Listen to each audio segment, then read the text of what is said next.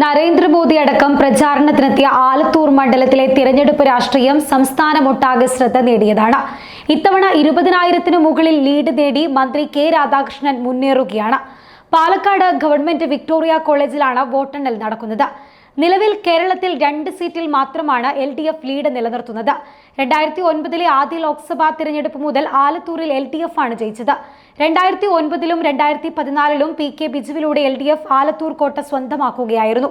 2019-ൽ രമ്യ ഹരിദാസ് എന്ന പുതുമുഖത്തെ നിയോഗിച്ച കോൺഗ്രസ് സ്ഥാനാർത്ഥി പ്രഖ്യാപനത്തിലൂടെ ഞെട്ടിച്ചു. എന്നാൽ എല്ലാവരും ശരിക്കും ഞെട്ടിയത് ഫലം വന്നപ്പോഴാണ്. ചെങ്കോട്ട എന്ന് വിശേഷിപ്പിക്കപ്പെട്ട ആലത്തൂരിലെ പല കോട്ടകളും രമ്യ തകർത്തു. മണ്ഡലത്തിലെ 59 പഞ്ചായത്തിൽ 58-ലും UDF-നായിരുന്നു ലീഡ്. എന്നാൽ ഇത്തവണ രമ്യയുടെ പാട്ട് ഹിറ്റടിച്ചില്ല എന്നാണ് വിധി പുറത്തുവരുമ്പോൾ കാണാൻ സാധിക്കുന്നത്. തൃശൂർ ജില്ലയിലെ 3 നിയമസഭാ മണ്ഡലങ്ങൾ ആലത്തൂർ ലോക്സഭാ മണ്ഡലത്തിലാണ് ഉൾപ്പെടുന്നത്.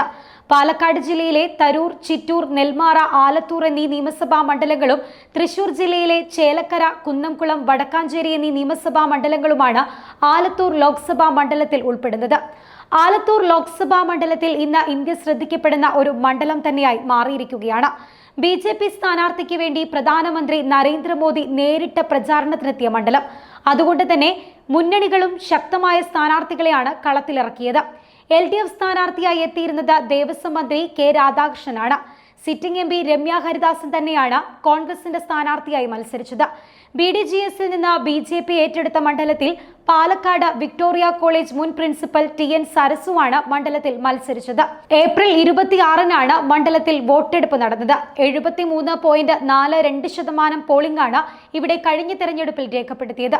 കഴിഞ്ഞ തവണത്തെ വോട്ടിനേക്കാളും ഇത്തവണ പോളിംഗ് കൂടിയിട്ടുണ്ടെന്നാണ് കണക്കുകൾ സൂചിപ്പിക്കുന്നത്.